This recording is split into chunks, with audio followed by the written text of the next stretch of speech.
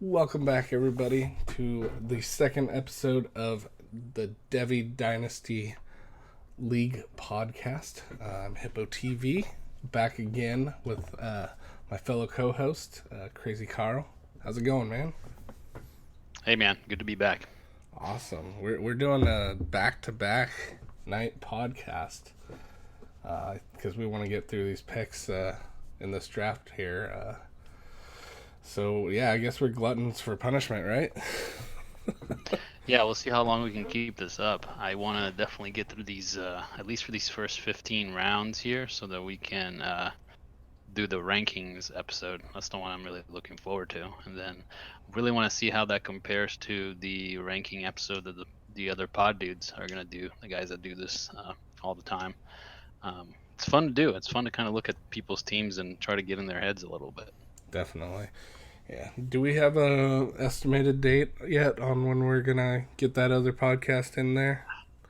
I'm, I don't know, man. I mean, you tell me. We went 2 rounds today, so Yeah. I don't want to send the guy a message until we're at least done with our vet draft. Hmm. Um, because I mean, what do we have? We have a 4-round Devy draft. Is that what it is? Yeah. I mean, if we're going 2 rounds a day, we're we've got probably another week ahead of us, maybe half a week.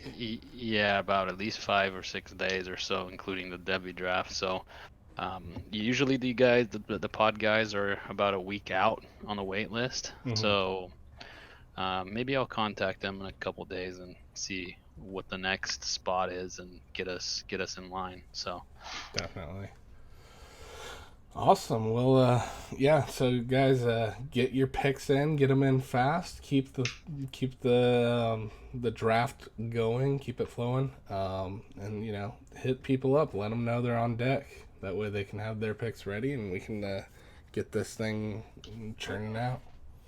yeah, and I think it's gonna be really cool that the fact that we were able to get this one for free, Hmm. sponsored by Sleeper. Oh, Um, so that's pretty nice for the pod dudes as well. I know they really appreciate yeah, that connection that we made. So definitely. well done. Yeah, and that horrible drafting technique helped a little bit, but We got something out of it, right? yep, exactly. All right, so we are picking up at the top of the sixth round. So do you want to start us off, kind of reading down that sixth round? What kind of decisions were made, and we'll just kind of dive into that right away.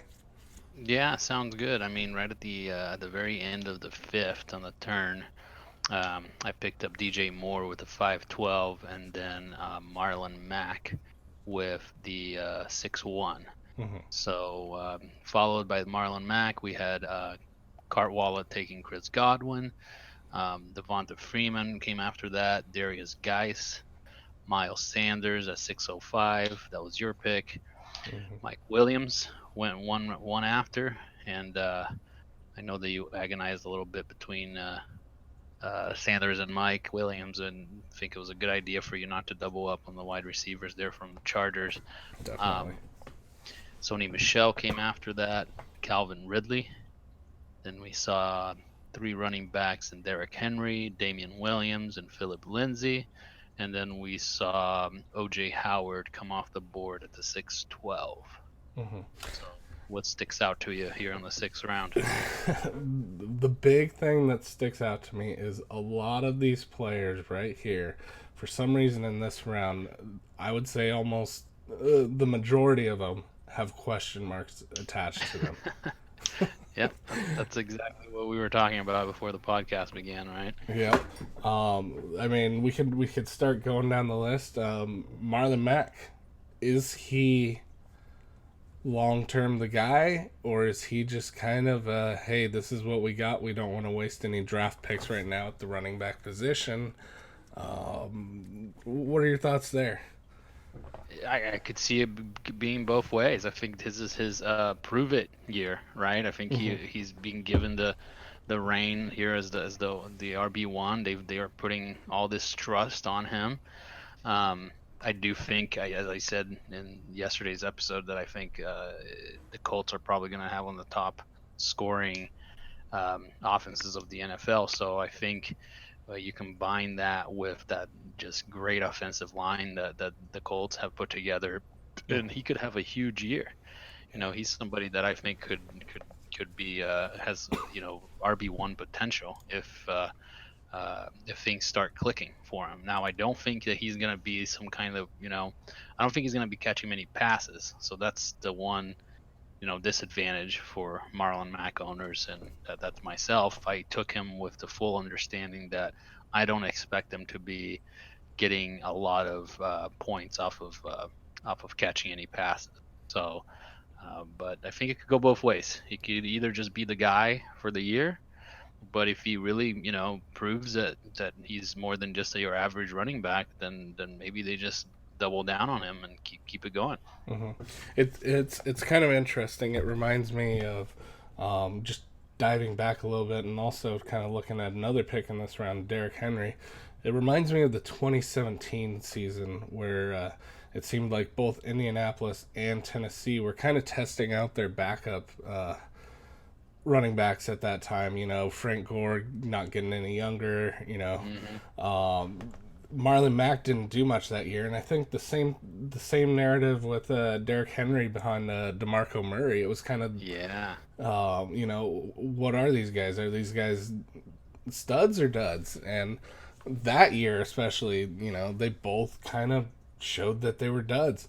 That scared me, but seeing that Marlon Mack, he's only 23 years old. And I think a lot of people kind of forget that youth is on him because he's been in the league for a little while. He's been around the block.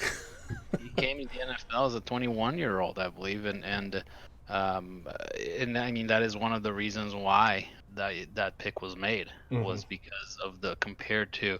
I mean, there's tons of youth in this round, as we'll talk about here, but Marlon Mack, of all of these young guys, is the most proven in terms and being given the most trust and the biggest workload, I think, of all of these guys that we're going to be talking about in this round. Yeah, and I think one thing that's going to kind of do Marlon Mack some favors is, Andrew Luck seems to be back in his groove, and he's got he's got new weapons. He's on top of T.Y. Hilton, he's got Paris Campbell, and I think that they're probably going to be playing ahead a lot more this year. So I think that having Marlon Mack chew up the clock isn't going to be out of the question. I think he's going to see a lot of good opportunities here.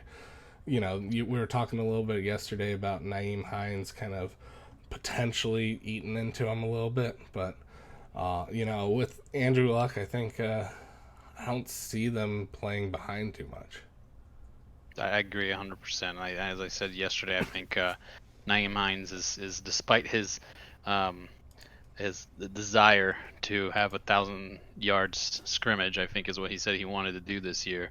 I think, you can want it all you want, but I just don't see there being enough for him to get there, especially with, as you said, Paris Campbell eating up what I consider to be some of these wild card plays and putting him in space and in some mismatches. I think that's gonna the one to suffer here is not gonna be Marlon Mack. It's gonna be Nyheim Hines. Yeah, and especially with Ebron potentially eating in.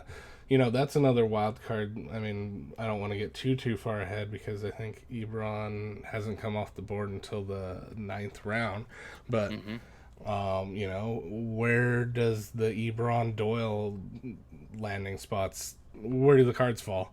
And how does that eat into Nyheim Hines a little bit more as well? And Devin Funchess, too. That's he's on a 1 year fairly expensive contract on a prove it or lose it type of scenario. And but we can get more into that later. I mean, here are some other guys that, as you said, are huge question marks. Obviously Chris Godwin, we don't have too many question marks on that, so that's not really a big one. But the next one that pops up, Devonta Freeman, right? Yeah, and the guy right next to him.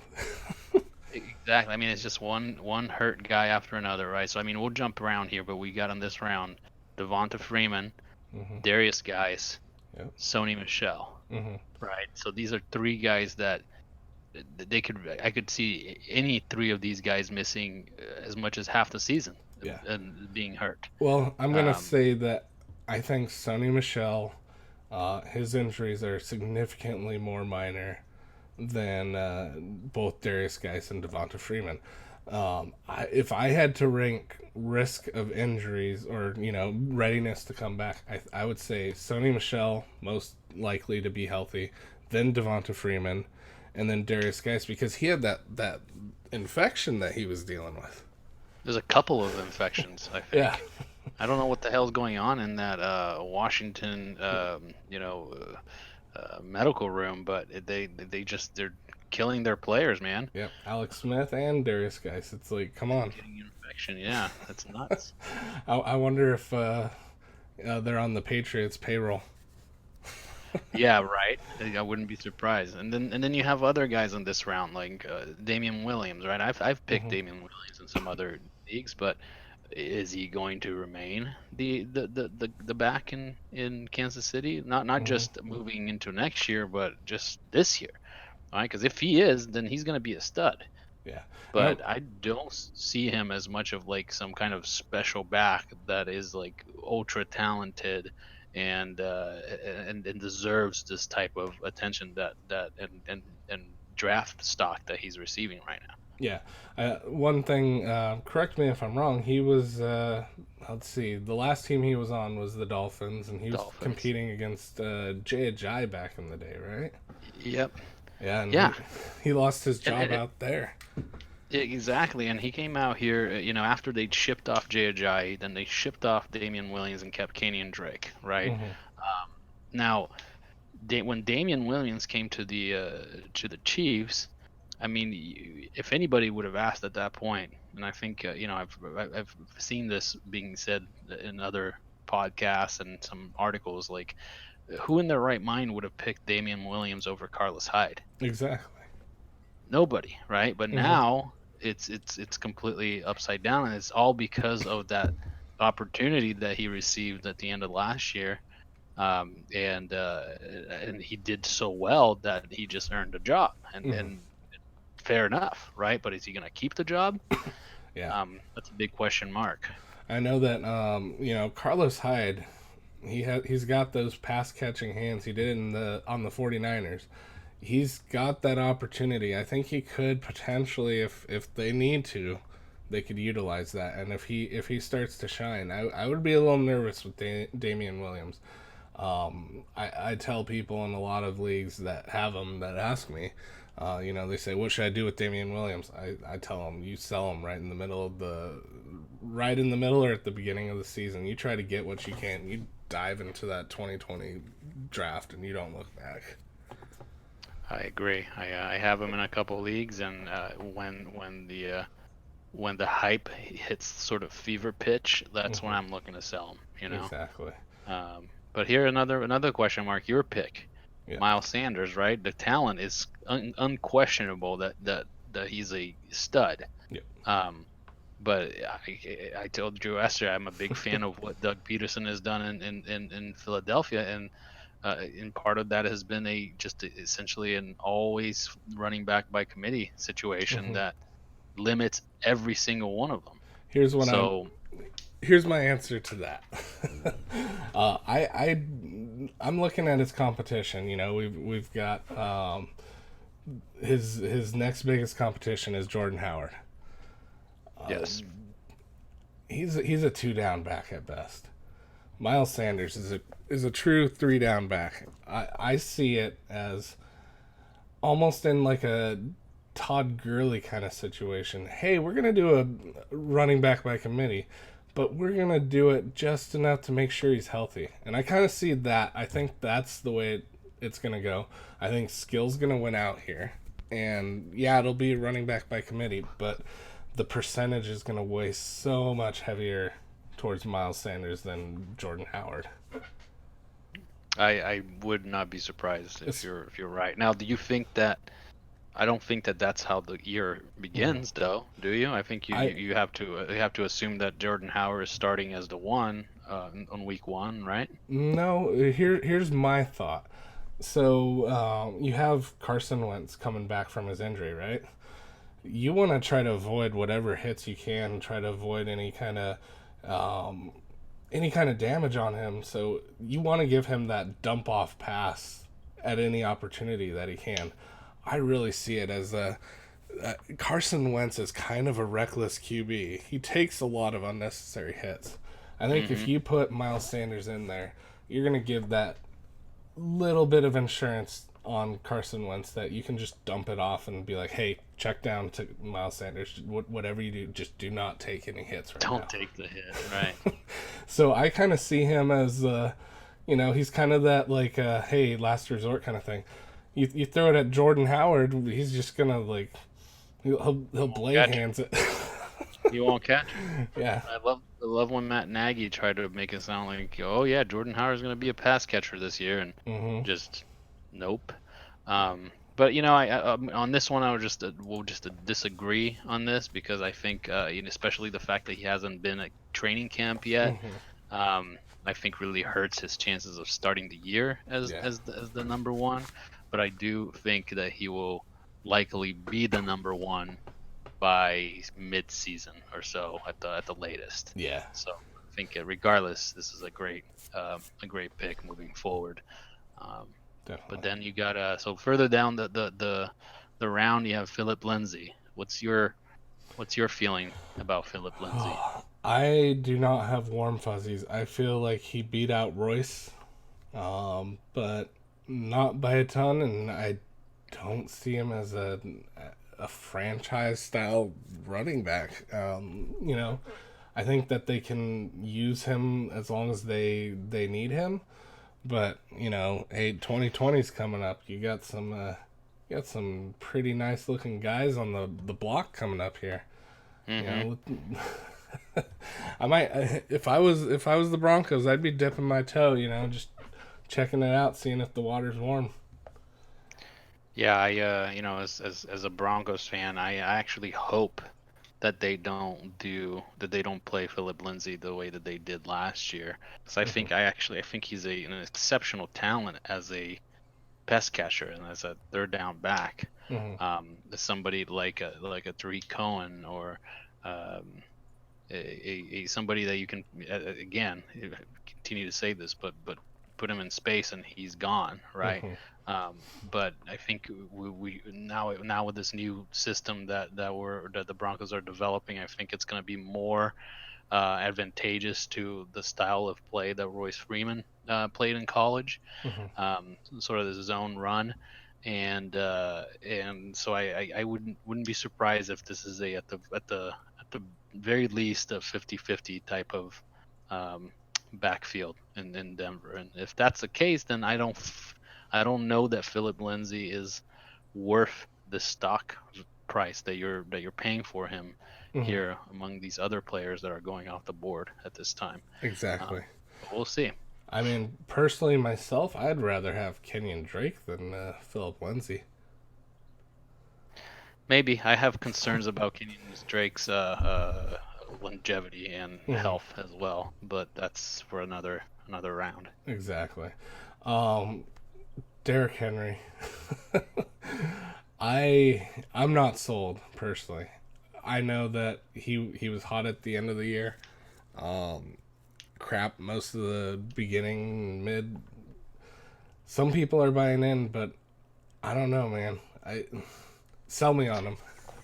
Well, I mean, we talked about it, at the last one, so I don't want to talk about Derrick Henry too much on this one, Hmm. except to say that something's got to give, right? Hmm. Something has to give in Tennessee, and I don't, I trust more in the odds that Derrick Henry is going to carry the team Hmm. than Marcus Mariota will. Hmm. So, and I think that the team gets it, and they gave him the ball, made him run, run them into a series of wins towards the end of the year last year. And I think they kind of, had an eureka moment, right? Like, okay, well, we have something here that we can develop a system around. So in general, I don't think Derrick Henry's a bad running back. I think he's got this is like this exceptional athlete who's still young, right? Mm-hmm. Um, I think people forget that Derrick Henry is not old. He's 24. Yeah. So you're talking about somebody who still probably has 3-4 years left, and with if he gets going, he could be somebody that remains on your team and does a good job being an RB2 at worst Mm-hmm. for years to come. So, but I think it all depends on, like we were talking about Marlon Mack, going to be, sort of running out the clock a lot, Mm-hmm. right? I don't expect that Tennessee is going to be in the position where they're going to be winning a lot of games. I think they're probably going to end up having to run after the win a lot. So unfortunately, I think the passing game is they're going to be forced into a situation where they have to pass the ball. Mm-hmm. So that's my concern with Derrick Henry, and I told you I have him in a bunch of other leagues, is Mm-hmm. with the understanding that he's not going to be this prolific pass catcher, and he might get in a situation where the just the pace of the game keeps him out of the field. Mm-hmm. And that's a risk that you have to understand that you're taking with Derrick Henry, because he's just in a really bad offense. Yeah. Um, so let's say he does have a crummy year. What would you do? Personally, if it's starting to look bad, I would try to. I don't know. I'd be quick to try to flip him. Change the narrative. But what are your thoughts? You mean as an owner of Derrick Henry, Yeah, or as as an um, owner. if he's doing well and I am going for a win now, then I'm keeping him and I'm trying to ride him as long as I possibly can. Um, if he's doing well and I'm not doing well, then yeah, then I'm trying to sell him. I'm trying to get rid of Mm-hmm. that risk, and I'm trying to pick up some 2020 stock, because I love this 2020 class Yeah. that's coming in next year. And So next year he's a free agent. Looks like. that's right. So a So lot of what happens next year depends on his success this year. yeah. So yeah, I could see a world where he's not on the Titans anymore, It could be and true. that scares me. I do know that that this is not going to be a split backfield the way that it was last year. I think you're going to Mm-hmm. see Deion Lewis um, is not going to be a close to 50-50 as it was through like halfway of the season last year. I think it's going to be more of a Derrick Henry's backfield with Deion Lewis on the third down here and there, and just as a change of pace back to give him a breather. Mm-hmm. So there's a lot of upside with Derrick Henry, I feel, because he's if you put him in the right situation, he's going to score a lot of touchdowns. Mm-hmm. Uh, but at the same time, we've seen what his floor can look like, and that's scary. Mm-hmm. So, um, yeah, you have to know that it's a risky pick, and you have to understand that you have to probably make up for it with some of your other picks. B Mill has nothing but a stable back as his RB1, so I don't really have a problem at all with how he went about this backfield. Yeah, and later he Alvin picks up Kamara, some nice pieces as well. So he's got some good depth. at the running back position, right? I mean, you've got Chris Carson. I think is another risk, but then Mm-hmm. you've got Devil Singletary. You got Deonta Foreman, Yeah, he even Peyton stole Barber. Peyton Barber. Yeah, If they don't trade for somebody, then heck, he's the RB1 until Ron John takes it away from him. So if he takes it away. yeah, big if. Yeah. So this is something that's got a little bit of speculation. OJ Howard. It seems like everybody's bought into him, but we've seen the chemistry with Jameis and Cameron Brate. Yeah. Do you buy into the full story that OJ Howard is the one and Cameron Brate's done? Or do you think that chemistry will kind of keep Cameron Brate potentially relevant? I think this off season in training camp is the opportunity for OJ Howard to develop the chemistry with Winston that he needs to, and that I think the team want them to develop, Hmm. because they're just different players. OJ Howard and Cameron Braid are just totally different athletes. Definitely. And if you develop that timing, you develop that chemistry with OJ Howard, then sky's the limit, right? You already know what Cameron Braid is. He's just that guy that if he goes 1 yard into the end zone, he'll catch the ball if you throw it to him. Hmm. And that's, I think, was a safety valve for for Winston, and has always Hmm. been. But you did see some of that dissipate a little bit the second half of the year last year when he got his job back. Hmm. Um, he started to see to throw a lot more to OJ Howard than he had in the past, and until OJ Howard got hurt. Hmm. Um, so yeah, I mean, but I do think it's a question mark, and I wouldn't totally, forget about the fact that Cameron Braid is still there, and in the past has been the go-to for Hmm. Winston. OJ Howard did a lot better with Fitzpatrick throwing to him than he did with Winston throwing to him. So we'll see, man. But I think that the hype is warranted, Hmm. because if you're buying into that idea, I mean, we talked about this yesterday. If you're buying into this idea that the Bucks are going to be the next hot thing, Hmm. then you have to believe that they're a top heavy team. It's going to be just the big three. It's going to be Evans, Godwin, and Howard, Hmm. and you can pretty much guarantee that those three guys are going to get their volume, Yeah. right? So that's what I like about OJ Howard, is sort of almost it's not it's kind of like the Vikings, where they're so top heavy, that Diggs and Thielen are going to get theirs. Hmm. It's not like like the Eagles, where you don't know if it's going to be Nelson Aguilar or Alshon Jeffrey or Zach Hmm. Ertz.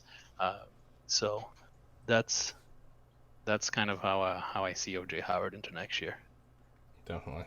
Yeah, I'm excited for him, but yeah, it'd be interesting to see, and I'm wondering if they might start utilizing those two tight end sets and utilize both of them, because if Jameis can build a rapport with both, watch out, right? If Jamie, yeah, right. I mean, I don't know. I have to look back and see if Bruce Arians does a lot of two tight end sets in Hmm. his offense. I don't think that he does. Yeah, I think he So, said that he was bringing what, like 40% of his Cardinals playbook from 2014 or something like that. oh, It's not an jeez, article. Yeah. I'd have to look back. That's too long ago. I don't even know. Yeah. Um, that should take some research. Definitely.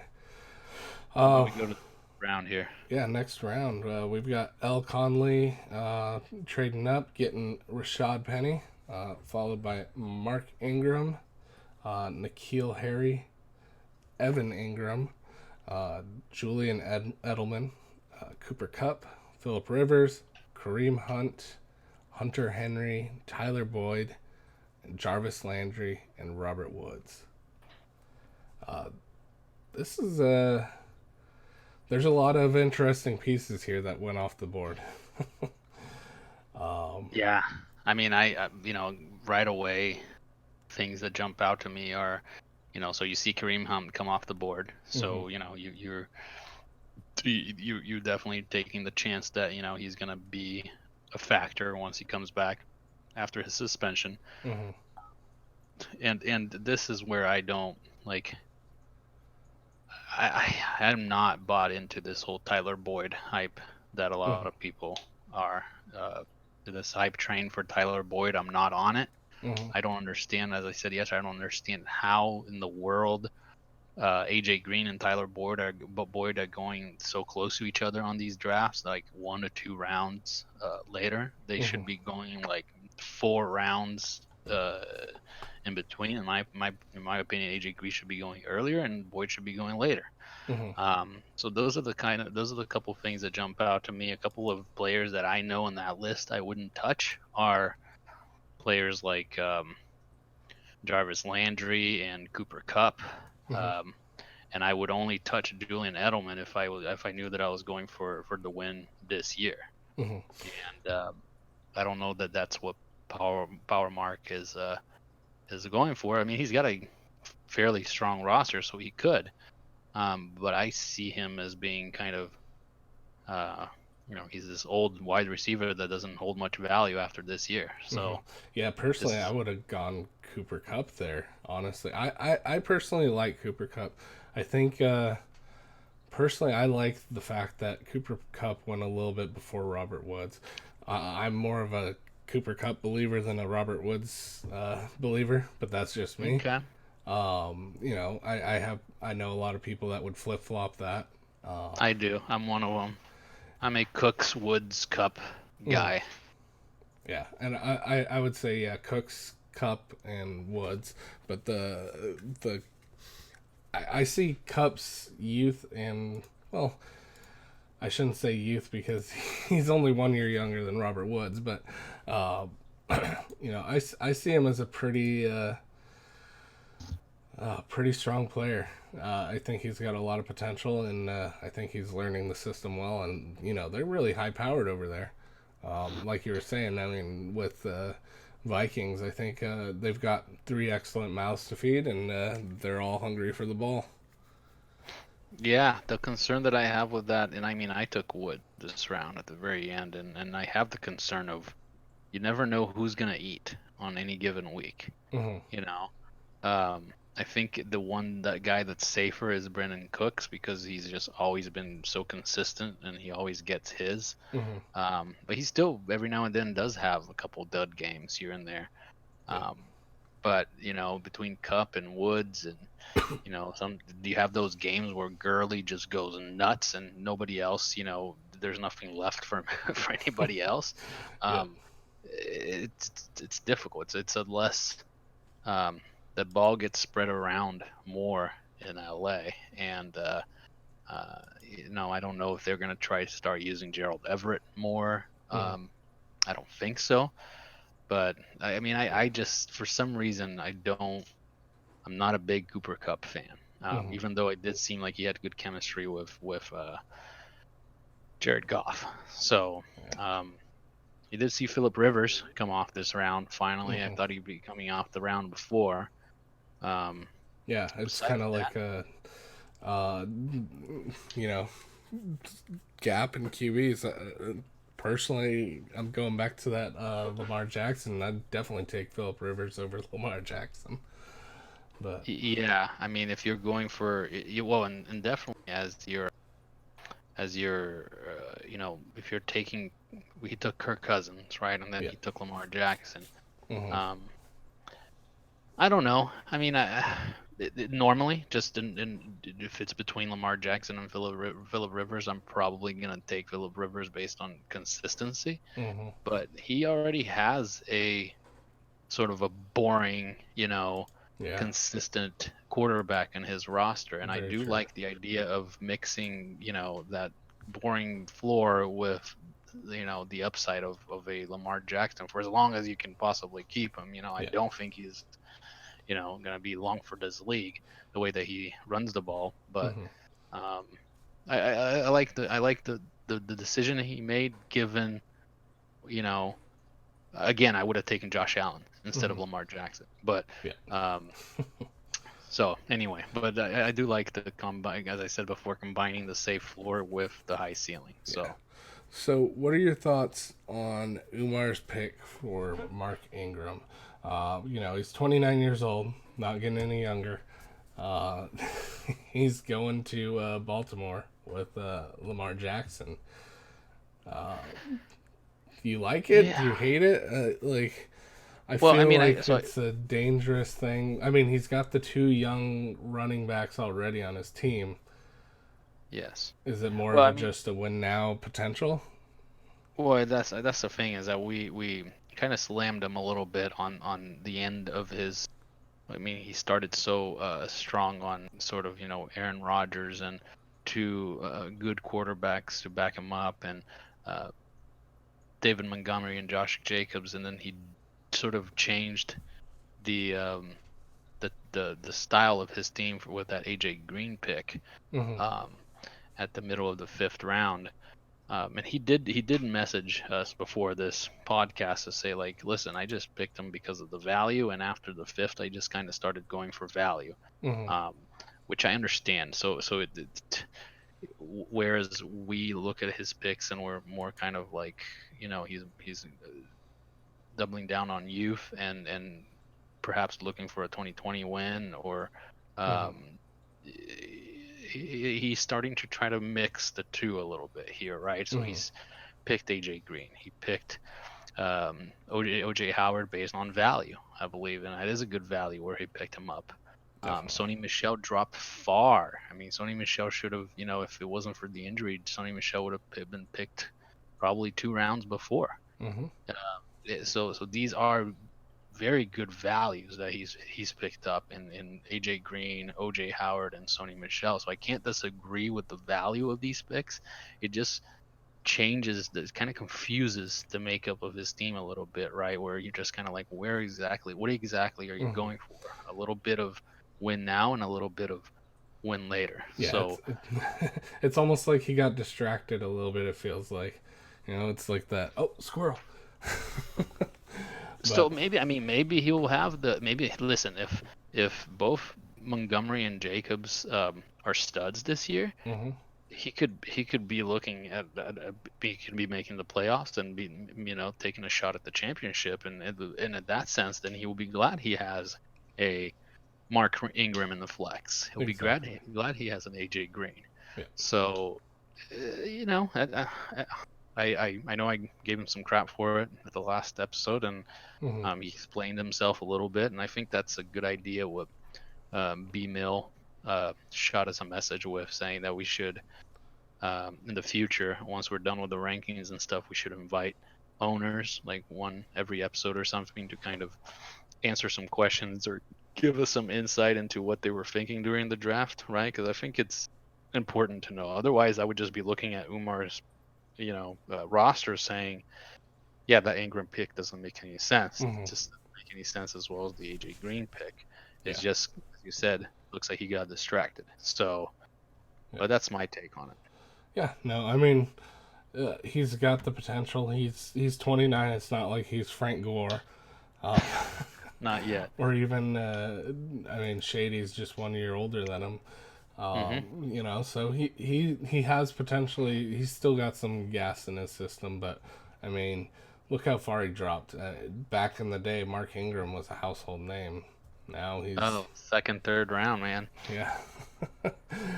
I see, he's only 2 years older than David Johnson and Lev Bell. I mean, the writing's on the wall, guys.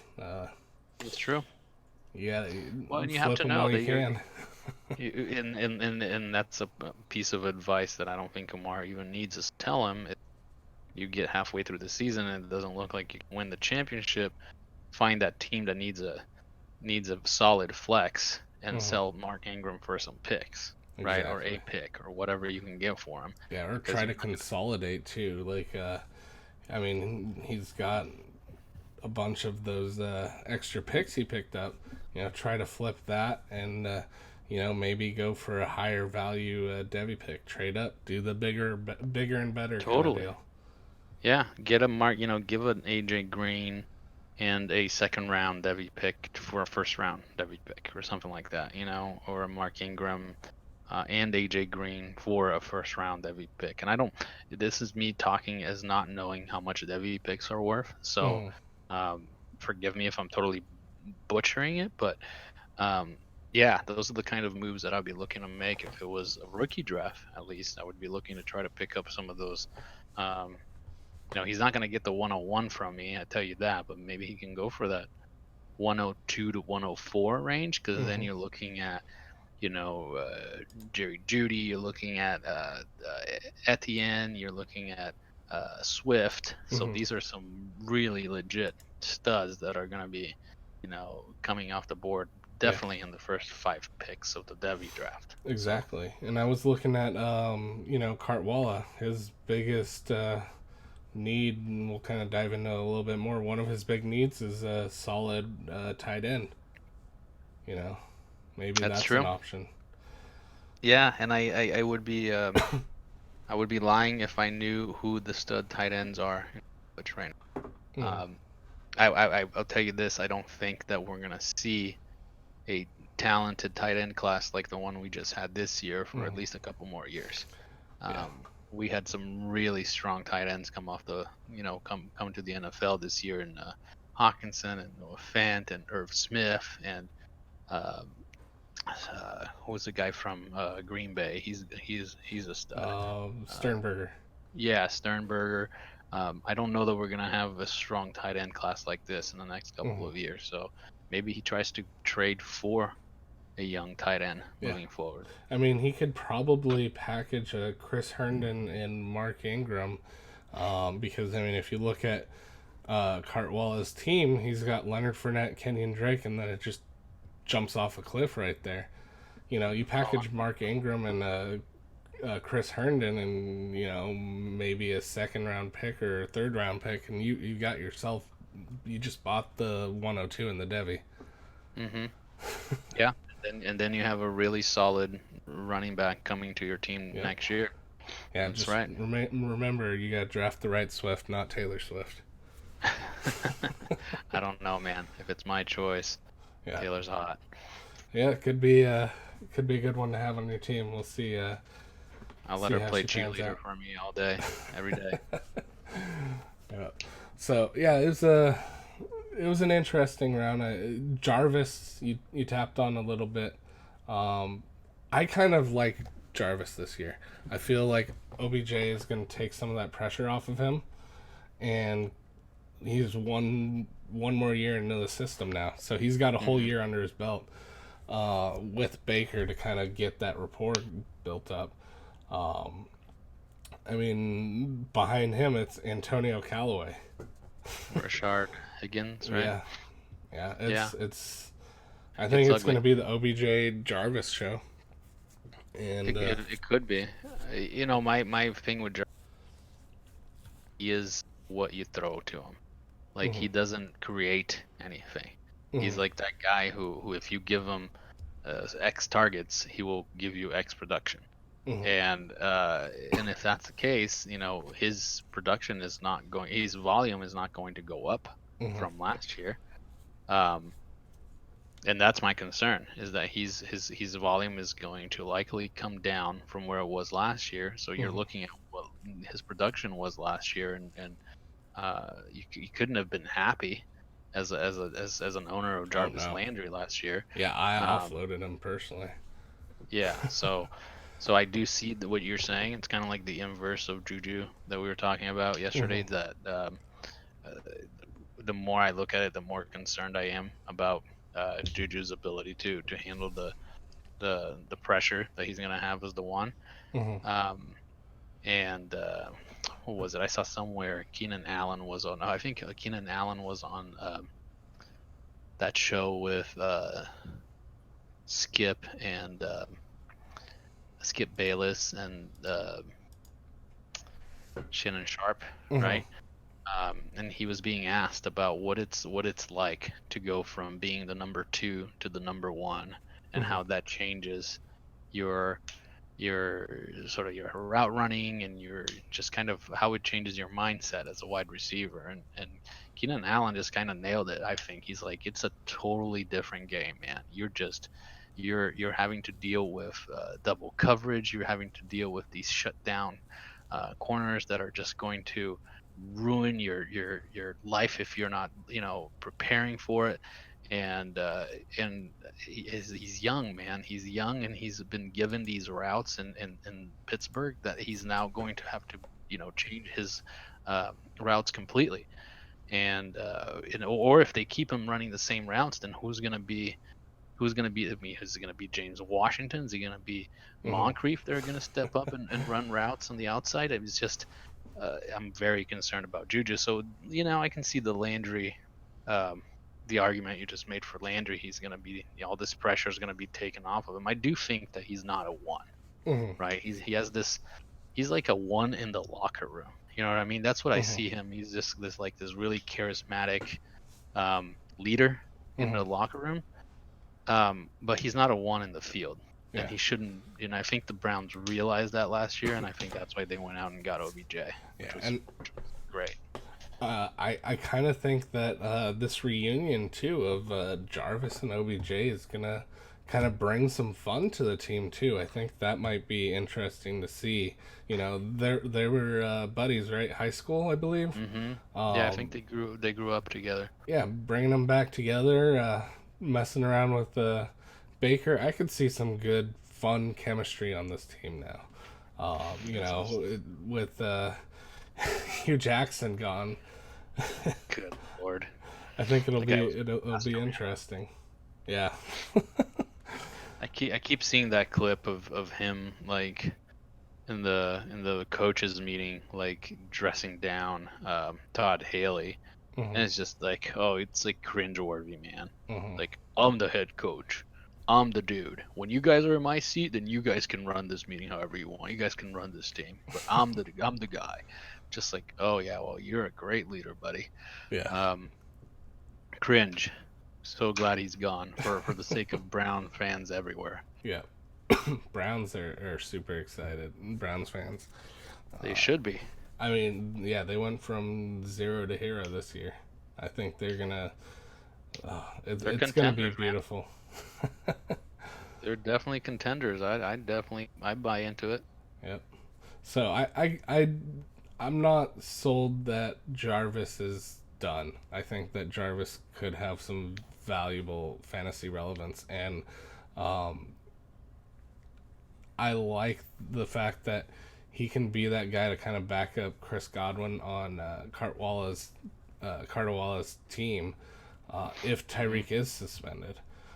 If he's Right. not, he's got a stable. He's got those two Yes. plus he's got his rookies Paris Campbell and AJ Brown, and Marquise then Brown. Hollywood Brown, yeah, where he can, and then even Dante Moncrief and Emmanuel Sanders, he can just plug and play. He's got a lot of options at wide receiver that he can just really mess around with. Yeah, I think he needs to consolidate that and get some running back depth because Yeah. that's where he's suffering here. But we get to that later. I mean, look at it. He went between the between the sixth and the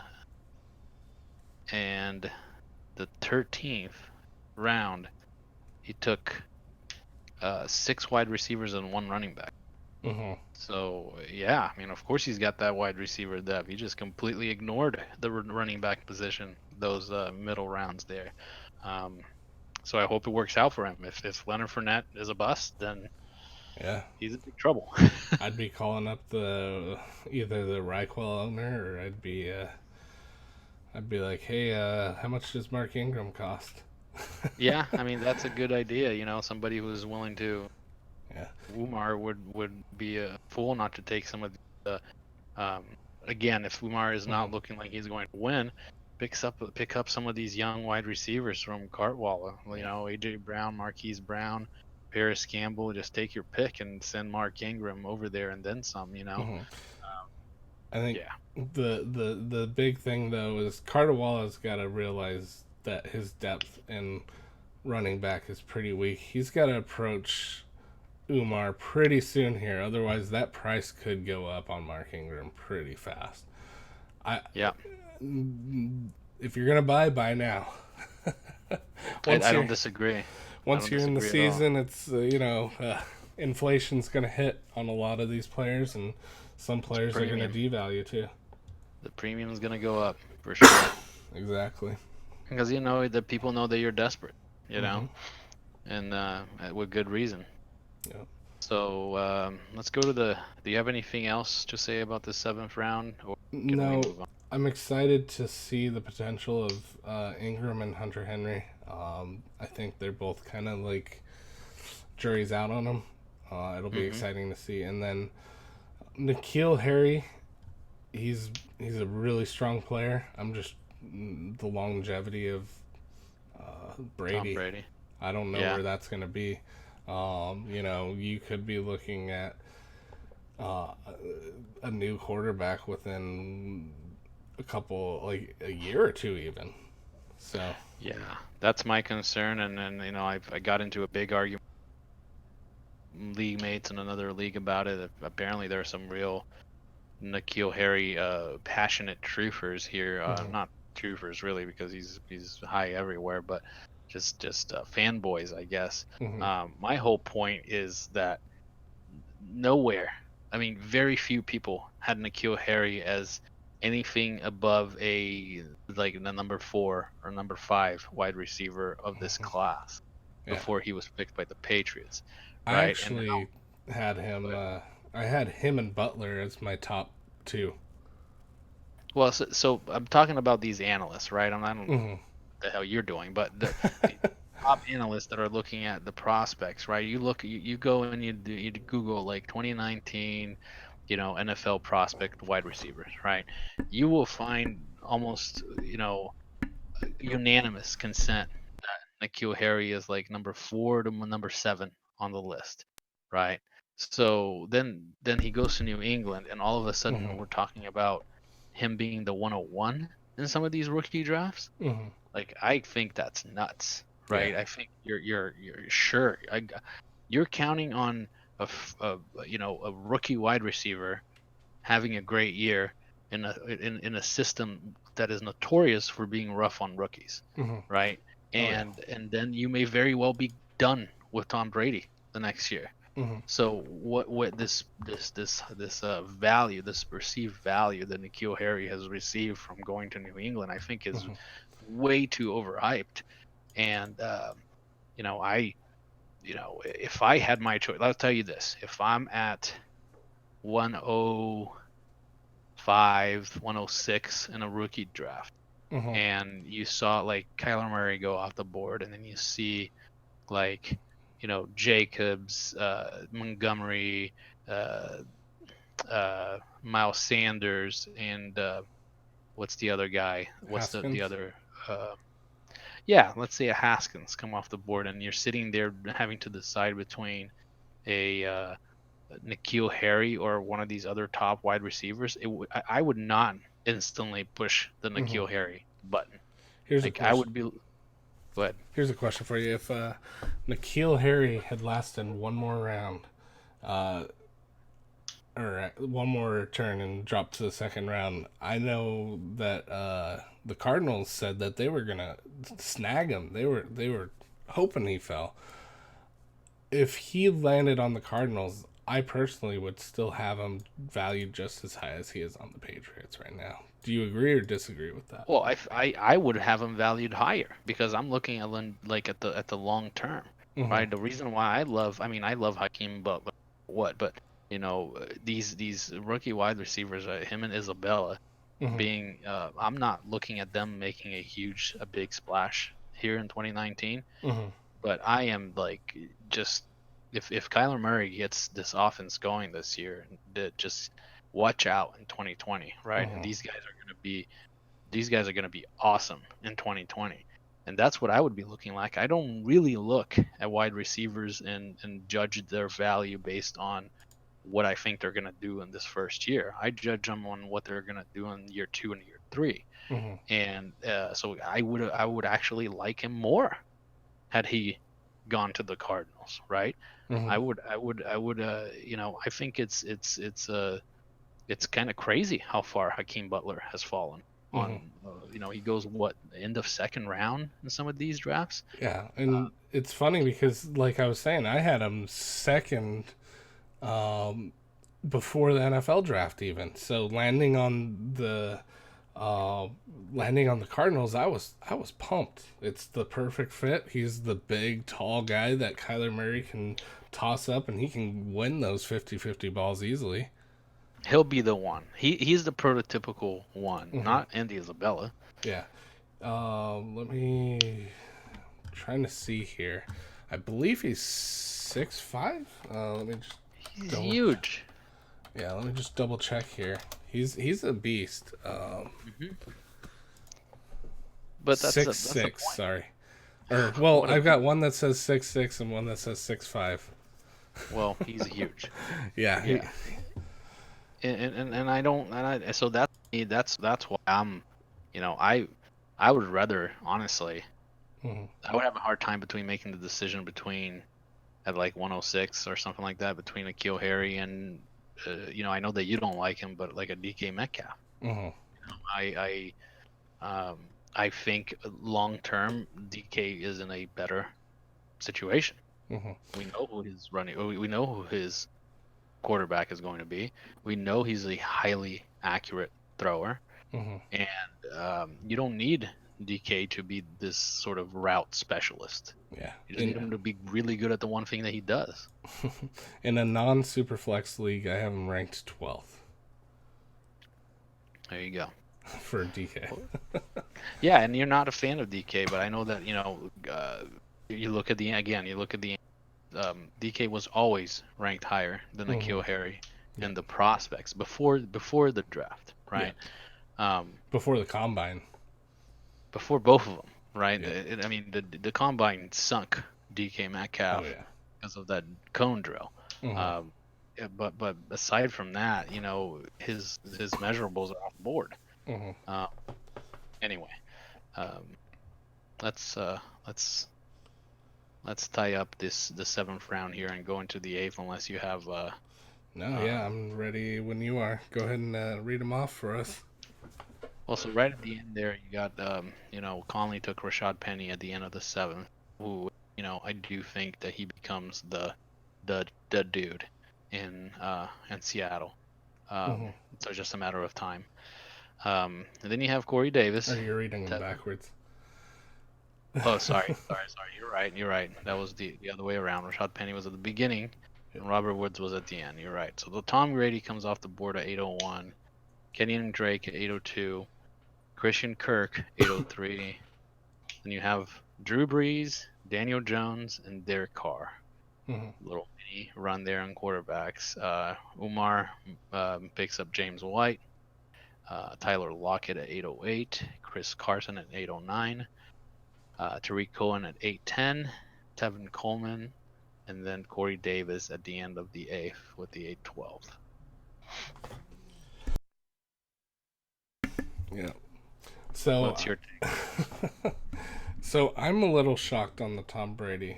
I mean, I get that he's got the brand recognition, but I want nothing to do with Tom Brady in a dynasty startup. Agreed. I would be nervous because, like you said, I would have picked any of those 3 guys that came after him before I picked Tom Brady. Mm-hmm. Yeah. Yeah.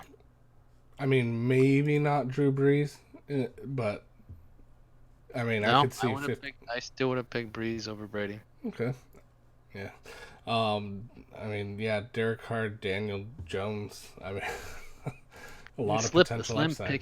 Slim pickings at this point, but I do think, and he picked him up as what his second QB with so he went Mahomes, Brady, right? Yep, and then later his third. Wait, no, yeah, second. He doesn't have a third. No, I was reading the wrong column.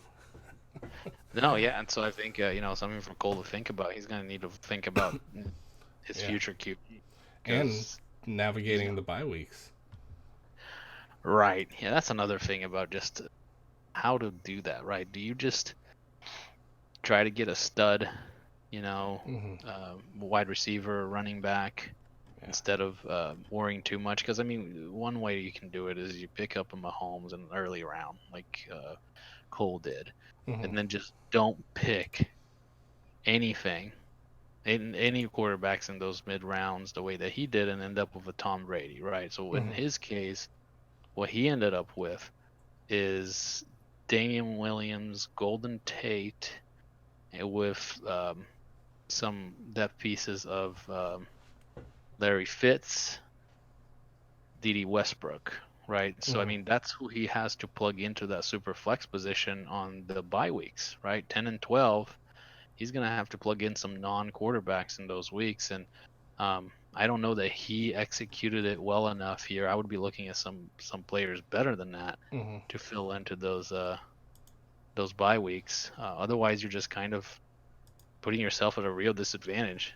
on those bye weeks, and that can be the make or break when you go into playoffs or not. I hate to do this right now, jumping all the way to the bottom where we are currently in the draft.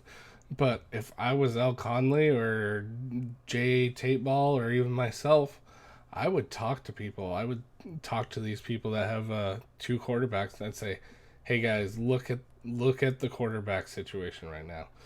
You really only have starter wise, you have Eli Manning and Ryan Fitzpatrick left on the board. Eli Manning, we know no one really wants that. Mm-hmm. Ryan Fitzpatrick becomes a hot commodity. I would say, hey, what are you gonna give to me to kind of navigate that bye week?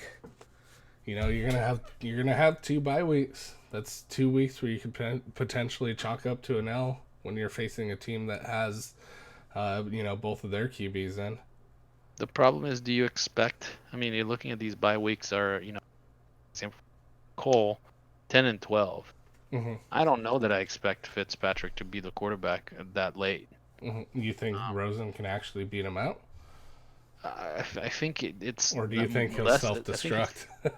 I think it's less about that and more about the fact that that Miami needs to know what the hell they have Mm-hmm. before the next draft. Yeah, Like they have to give the guy a shot. Otherwise, why even trade for him? that's very true.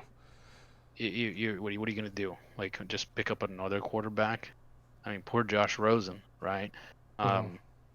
I mean, he's got to win this job on his own, but it's not easy going to the worst offense in the NFL in Arizona, Mm-hmm. and then being let go because that your team is going to pick up Kyler Murray with the 101, and then be sent into a similar crappy situation in Miami, Mm-hmm. right?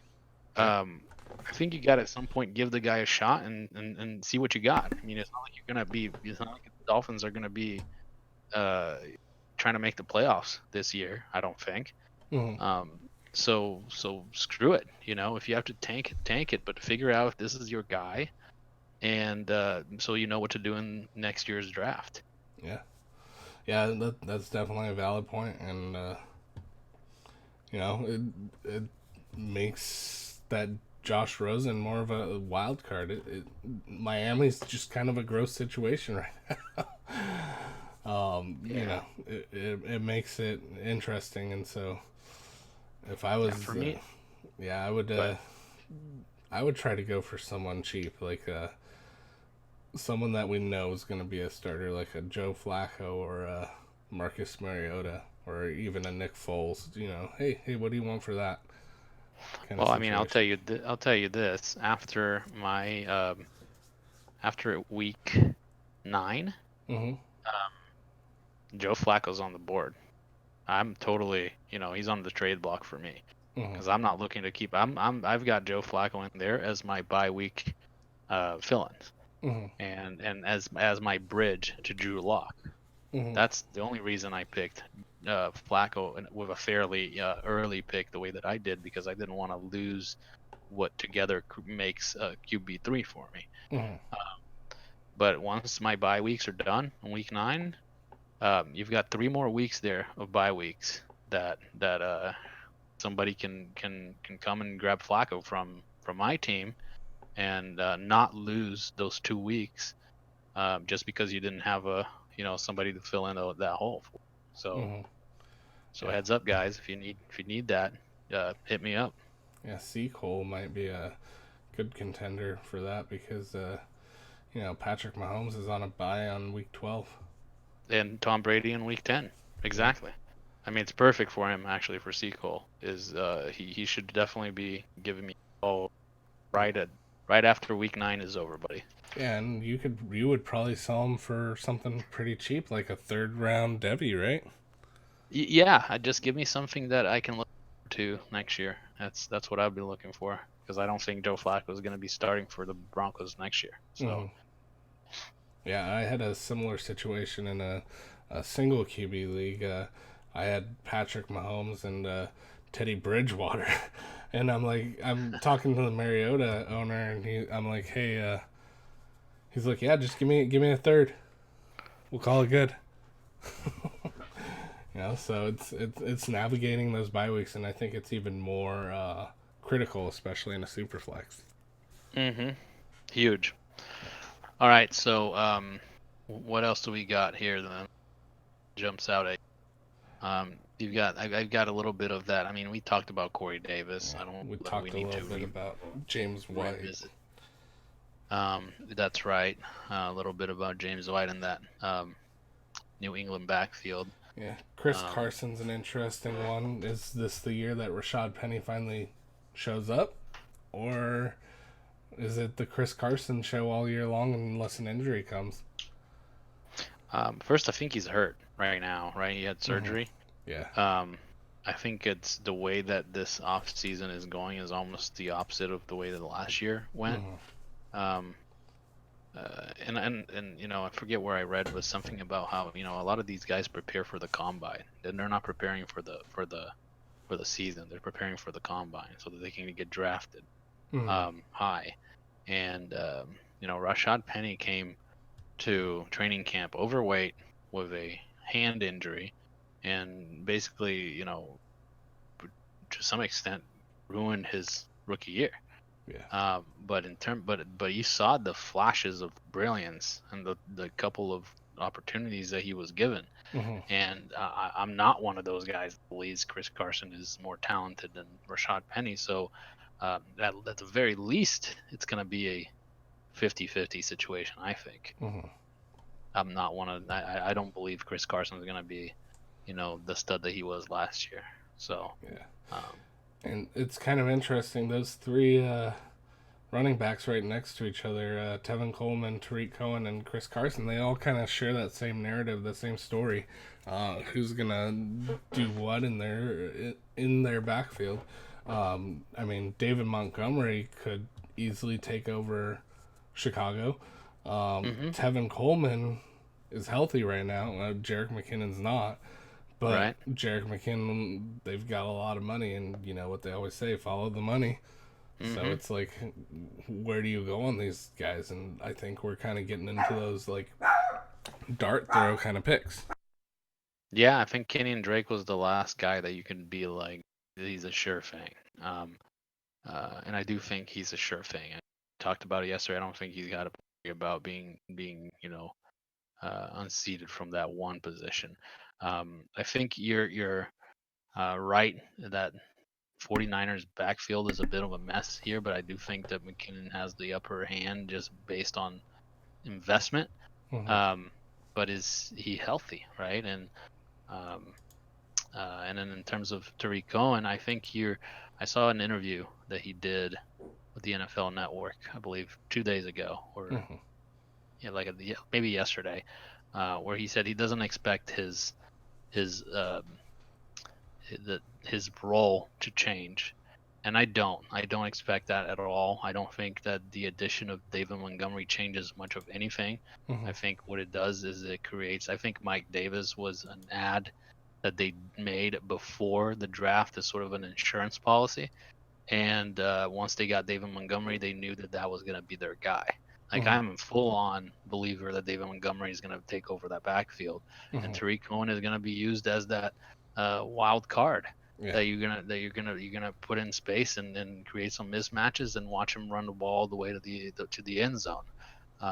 And that's I love me some Tariq Cohen because he's that guy that you can put on your flex and he can win a week for you.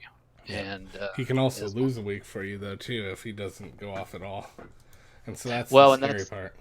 You have to build your roster with that in mind, though, right? You can't put a bunch of risky guys like him on your roster and say, I hope I hit, right? You have to kind of know that, that at least that's how I like to build my rosters. I like to put a couple of boomer bust players like him on my flex position so that they can be the difference makers when my stud wide receivers or my stud running backs have a bad week or something like that. They can make up for it. Exactly.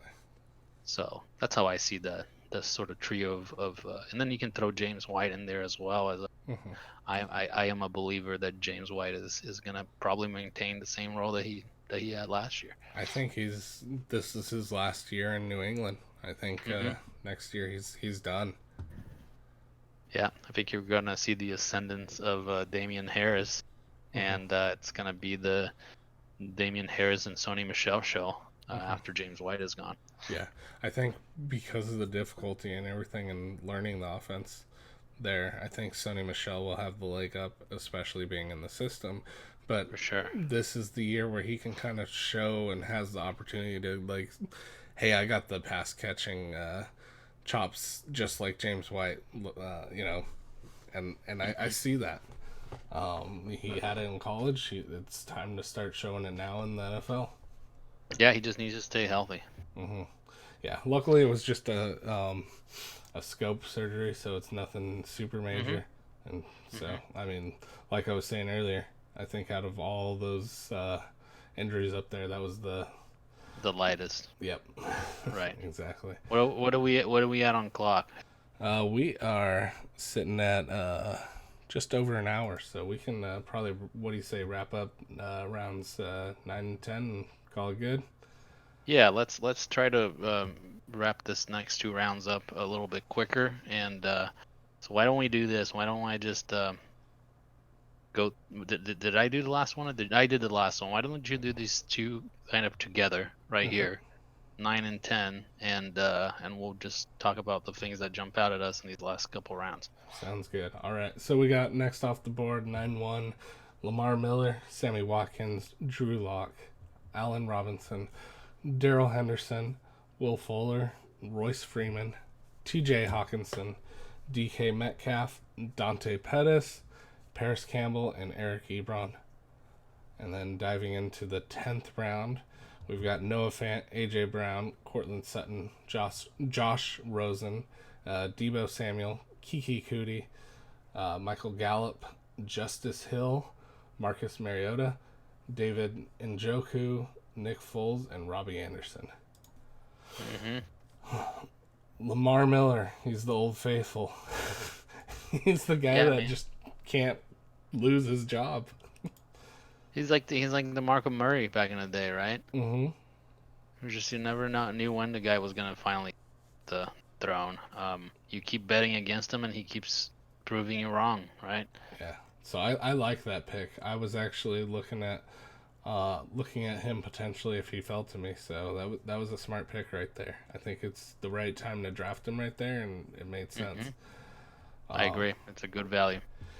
And especially it's a good value in that team, right? I mean, if there's a team that picked the right guy, it was Park Adams, who's on a definite win now mode. Yeah, you've got yourself a great running back backup that can fill into your flex spot on a weekly basis. So just great pick. Yeah.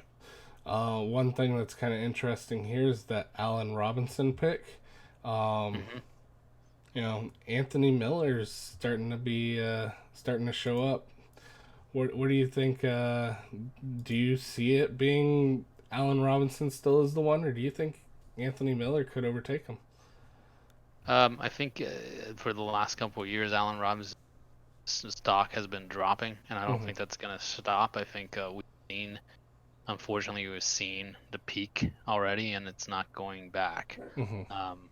Which is a shame because he has some real great moments in the past, and he's still young. I mean, he's going to be 26 when the season starts, and but I think we've seen who he is.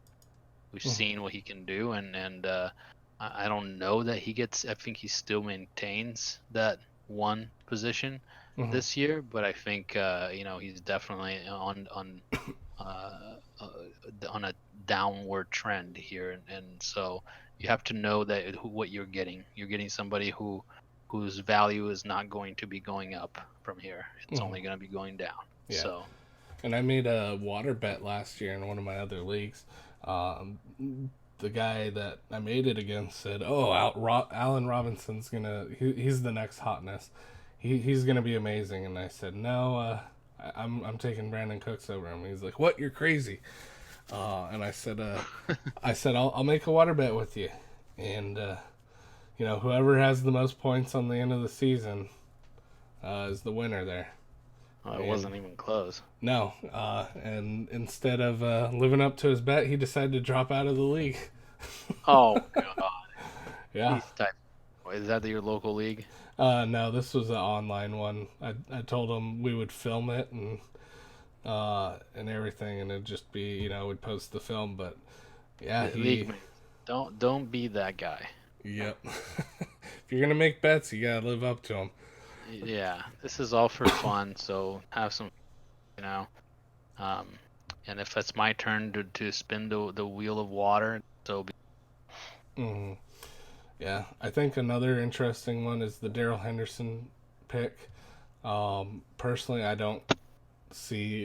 You've heard my thoughts on Todd Gurley. Mm-hmm. Uh, Daryl Henderson by any means is not a bad back or anything. I just don't think you're going to get a lot of value out of that pick, especially as your third running back off the board. Yeah, if that's what I was. That you're you're in the situation where you taken back there, and you obviously ended up with Andy Dalton later on. Mm-hmm. Talking to you, Power Mark.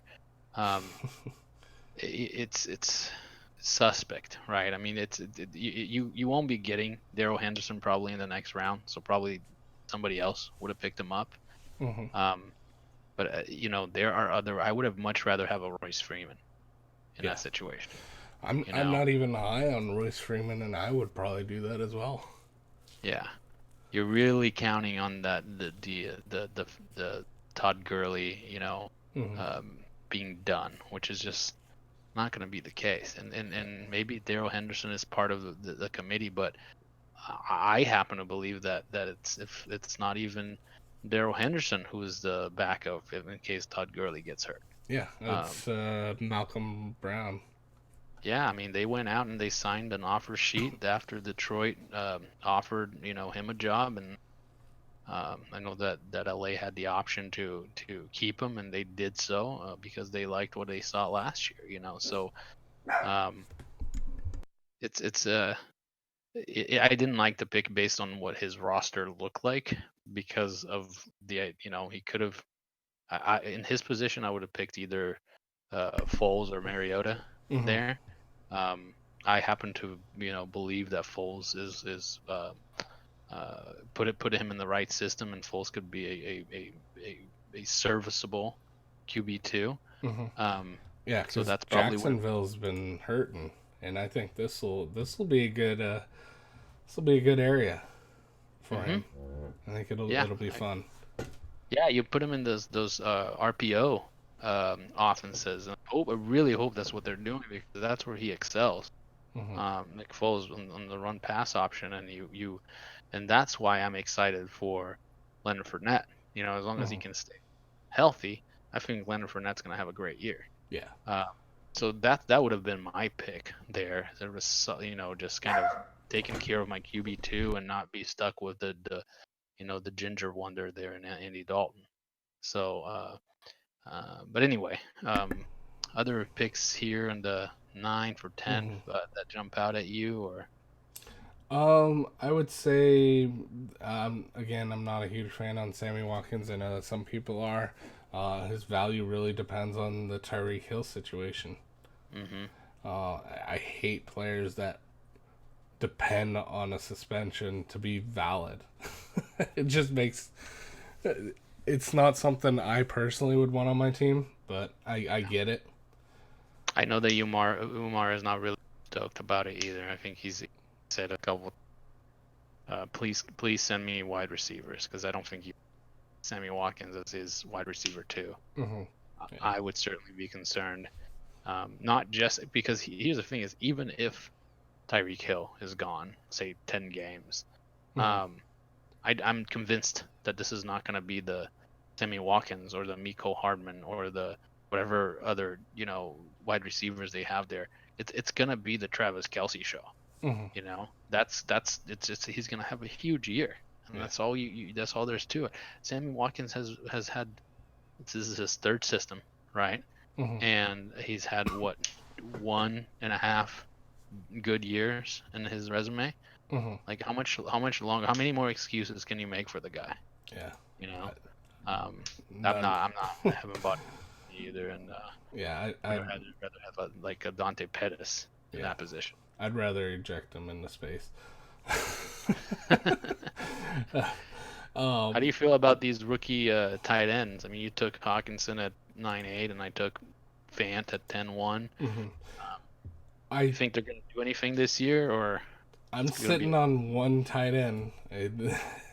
Ooh, I did not notice that. Yeah, that's my big weakness right here. But you know, I have faith in him. I think that he could produce this year. Um, I think it's more of the future upside, especially with my game the way that I'm going right now. Is I've got a ton of rookies on my team. Mm-hmm. You know, 2020, Yeah. watch out. That's what I'm just saying right now. Yeah, I mean, you're definitely, if because my suggestion would be like go out and pick up Jimmy Graham, because he's still on Hmm. the board and you've got a pick here in 3 picks. Pick up a Jimmy Graham and you could have you know, a, s- a serviceable tight end for this year and give your guy enough time to, come into his own. But Hmm. hell, if you're not even trying to go for it this year, then that may just be a waste of a pick. Yeah. So yeah, I've got a lot of options right here. I don't know what I'm gonna do, but yeah, I think Hawkinson was the right choice right there. I think any further, and I mean, you grabbed Fant in the 10th, so Hawk was right there for the taking. I think anyone could have taken him. So I think that was the safest place to take him right there. Um, Absolutely. I mean, I had when I the 8th round written down that I was going to take a running back at 8.10. I was going to take Drew Lock at 9.3, and then I was going to take a tight end at 10.1. mhm, So if you did not take Hawkinson, I might have taken him there, even though I am not. Um, it's a coin flip for me between Hawkinson and Noah Fant. mhm, Uh, just based on that. Listen, I love Kenny Galladay, and I mhm. still feel hesitant about taking him in a draft. And it's not about him; it's about Matthew Stafford and that terrible offense. Yeah, Um, so hopefully, the Hawk can get over that and be definitely. be the stud that we know he can be. Mhm. So I will tell you this: if Fant did drop to me, I would have doubled up on the Hawkinson and Fant right there. well, that's nice that I didn't let that happen.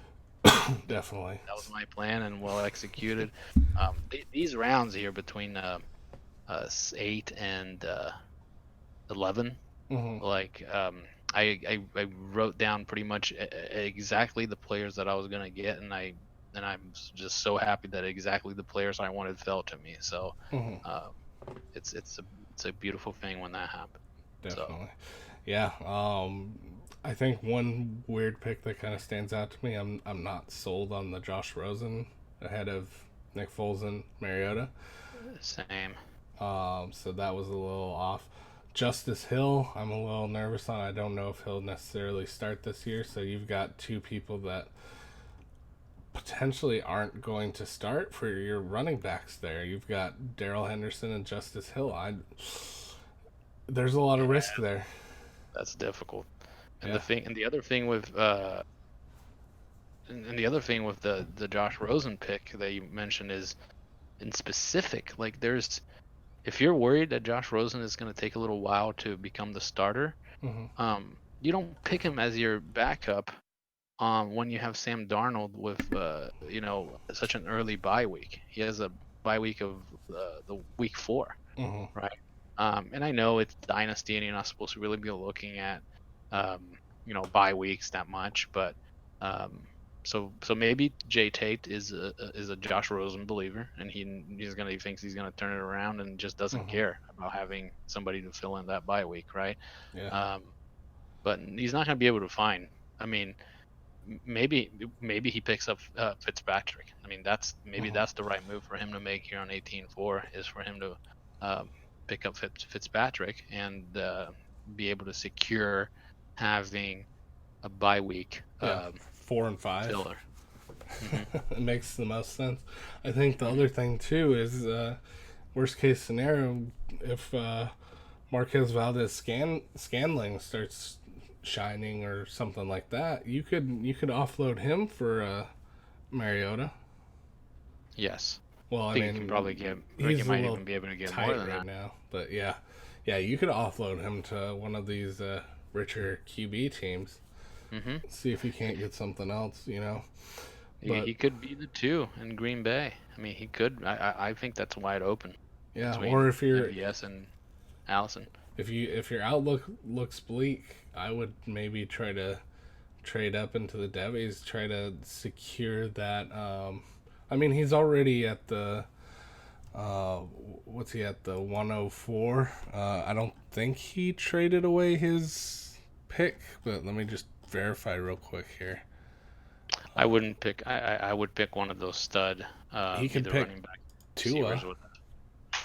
Yeah, I would have a hard if Trevor Lawrence. If I had like the 102 to 104, I would have a hard time picking up Swift or Etienne or Judy with that pick. Um, I don't know that Tua is worth. I know that Trevor Lawrence is worth not getting one of those three guys, Hmm. but I don't know that Tua is. Hmm. I'm not a Tua guy. Yeah, it'll be interesting because I could see potentially if Jay Tate or Cartwalla did start going for some of these other guys, there could be some falls to even myself at the fifth round pick. Oh, totally. If you end up if these guys end if even one of them picks up a quarterback Hmm. like Tua, then you're stoked. You profit off of that. Yeah, You have one of those three guys fall to you, yeah, which would probably be Jerry Judy. yeah. And Jerry Judy, I wouldn't. I mean, I'm pretty heavy at wide receiver, but I wouldn't. I wouldn't look a gift horse in the mouth. Oh, you take that to the bank, man. You pick Hmm. Judy and you just salivate at what's coming to you. Hmm. I'd be like, you get on my team. And shake hands with Debo and JJ Arcega, and you're You're the set for years. youths. Yeah, I've you're had set some for of the old years. bull now on some of the young calf. Well, that wraps us up with the 10th round. Unless you have any other insight, I think we've probably rambled for long enough tonight, and can do these next 5 rounds here in the next couple of days, and be able to make our way to the rankings episode. Definitely, yeah. I got a couple people that are already asking what their rankings are. Don't do it. I'm not gonna say. You're welcome to guess. I'm not gonna say if you're warm or cold, but take some of these thoughts that we're putting out there into consideration. If you're weak at QB, try going for QB. If you're weak at tight end or whatnot, hey, start working on these trades, these moves. Get your team strong. Uh, these rankings are going to be based off of 2019. It's not going to be based off of longevity. So That's right. you know, who's going to take home the championship year one? It's the inaugural year. I mean, who doesn't want to be the first champion? I do.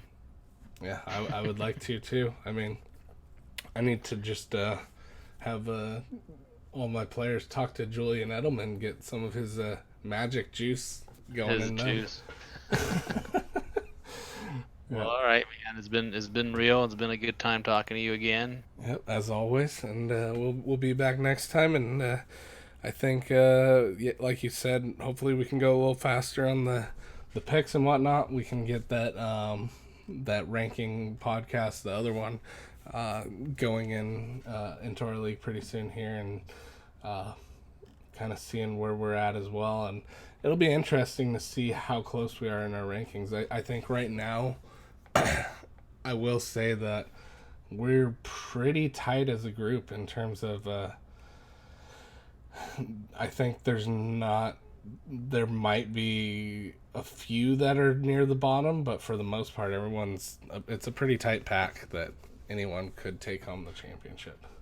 A lot of parity. I think we're probably going to be having a couple guys at the top. Like, I think we've already talked about some of these guys that have Mhm. mentality, and I think they're probably going to be near the front, versus those that went for youth are probably going to be near the back. But then there's just a huge group of teams that are going to be between that, like 3 to 8 or 9 Mhm. ranking, that could all be fighting for playoff spots. So it's going to be fun, good times. Definitely. Alrighty, guys. We will see you next time. We'll try to get something scheduled, maybe next week here, and hopefully we'll wrap up the rest of the rounds to keep the draft flowing fast, guys. And we'll see you then. Take it easy, Have a guys. great one. Bye.